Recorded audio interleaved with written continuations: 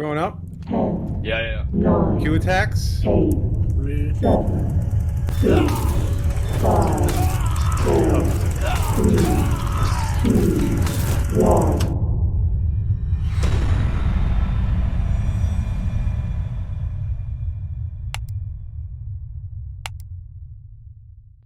We have a lot to talk about. If you haven't played this playtest, it's been a ton of fun so far. There's been a lot of different things that completely blew my expectations out of the water, and there's also been a little bit of spice, which we're gonna kind of talk about towards the end. In today's video, we're gonna be talking about the 5 biggest takeaways that I think will impact Mirandus the most in the future, and how I think that you can utilize these to do better come the actual time for Mirandus. But before we get too far into the video, I first want to introduce myself if you haven't met me yet. So my name's Jake, and I make content all about Mirandus. So if you're looking for more consistent Mirandus content updates, then hit that subscribe button. I'd love to see you on this page again. If not, then I appreciate you stopping by, and I hope to see you again sometime. Without further ado, let's get into the 5 most important takeaways from this playtest. So let's now talk about the first takeaway. And this, I feel like, is the most important. It's Mirandus is a real game. A lot of people, there's so much different speculation about Mirandus, and will it be good? And there's so much money in it, and the team's got a ton of experience, but what if? This isn't even an alpha playtest, and this completely blew my expectations out of the water. And if you talk to almost anybody who participated in the playtest, they will say the exact same thing.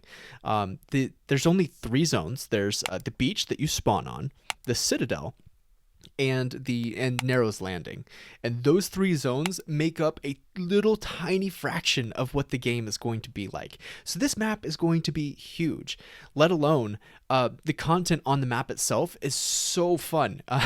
There's so many different subsections within each zone that you can do different activities, mine different things, have different risk tolerances. You can go to the safe area and go kill deer, or you can go to the wolf den and get some wolf pelts that's super important for crafting in-game materials, or you can go and try to kill mini bosses or even the big mega boss, and all that resides in one single zone, and that makes up the smallest of fractions of what the game is actually going to be like.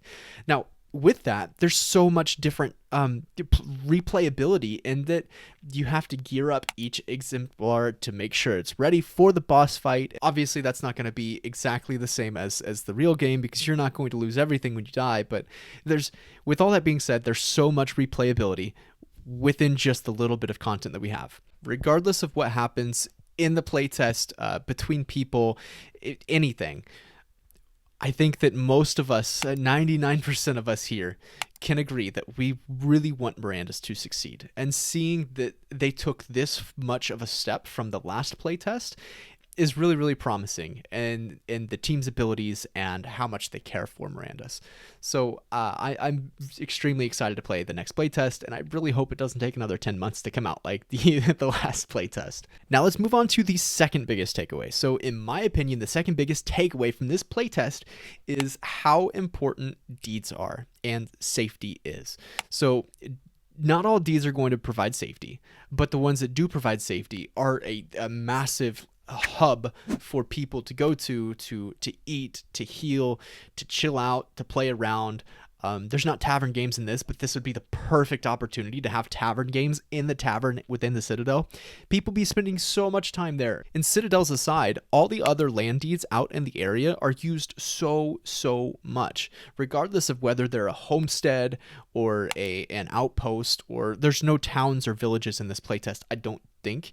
But these homesteads and these outposts are being used so much for healing. So for the longest time, homesteads were kind of laughed at. They've got 1 5x5 for a building. But after seeing this playtest, homesteads utility, I feel like, in my opinion, has really gone up.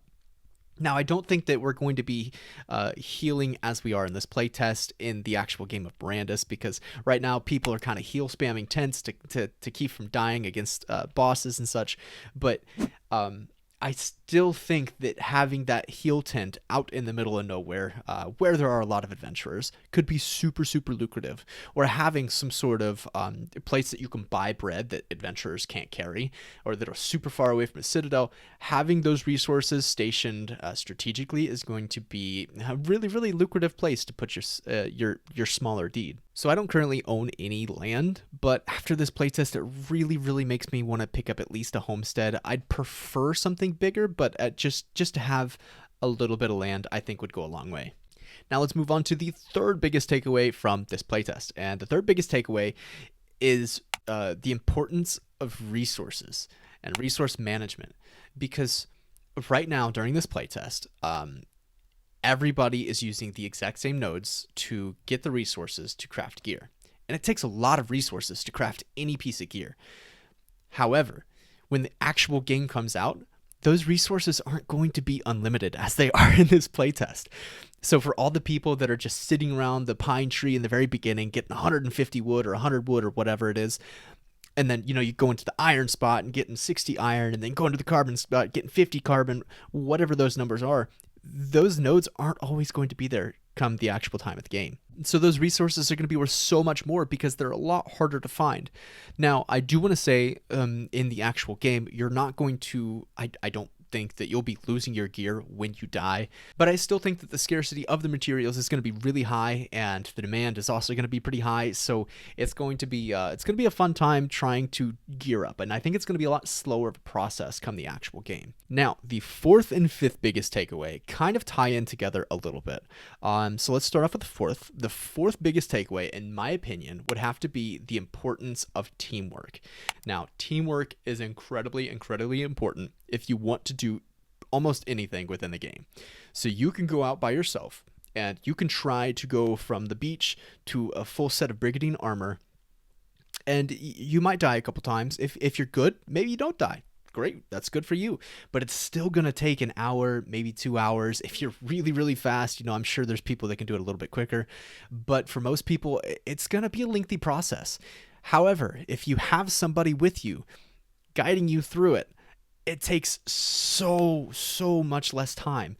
Like I helped 20-30 people go full brigadine armor from bare naked, and it's averaging about 40 minutes if we really book it, and that's so much faster than it would be if someone were to do it by themselves. Now, to piggyback on that, if we're talking about actual boss fights, so like the Wisp or the Mother, obviously teamwork is very important. Yes, I understand people can solo the Wisp, but it's still really important to have somebody there to help you with the Wisp, or it's not just important but necessary that you have good teamwork during the Mother raid.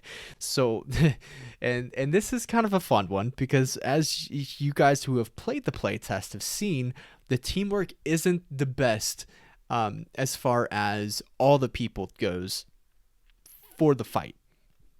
Now, certain subgroups might have great teamwork, but when the communication isn't there, or the same idea or goal isn't there for most people, then that teamwork overall within that group kind of suffers a little bit. But before we go down that rabbit hole, I want to talk a little bit more about teamwork. So I've been in several different Mother raids. The first couple, the teamwork wasn't the greatest. The systems weren't there, and the fight took a lot longer, and it was a lot more dangerous because people were trying to range down the big heavy mega brutes and the brutes and everything. So it was a lot more dangerous. People would die because these bosses, or these mini bosses, would walk around and essentially just kill everybody.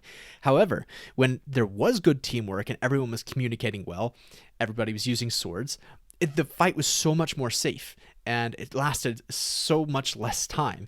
So teamwork, I think, is going to be essential if you plan on doing anything significant within Mirandus. All right, now, the fifth most important takeaway that I got from Mirandus is how much politics are going to shape Mirandus. So if you've played this playtest, you've probably seen that it got pretty spicy. And there's been different groups with different ideals, and it's lots of he says, she says. Regardless of what guild you're in, what group you're with, what group you're trying to run with, there's always going to be those one or two people that just like to make it fun in their own way. Now, that's not my play style. That's not what I would like to do. However, that's going to happen. And so seeing as how that has shaped the playtest, it's going to be really, really interesting to see how the actual game of Mirandus is. That can mean really, really, really big consequences as far as not dealing with certain groups for certain business transactions, or not dealing with certain folks for raids, or trying to sabotage other people. So it's going to be really, really interesting to see how the politics actually shape the world of Mirandus and its economy. Hopefully with that, I didn't upset anybody. I love everyone. I just want everyone to enjoy Mirandus, regardless of where you're from, who you are, and what your goal is within the game. So yeah, I genuinely hope everybody has enjoyed this playtest as much as I have, because I've definitely got my fair share. Don't get me wrong, I'm going to be super sad when the playtest is over with, but I'm actually going to be kind of happy.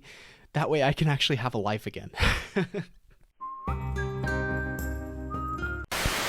All in all, those are the 5 biggest takeaways that I think will influence the world of Mirandus the most come the actual game.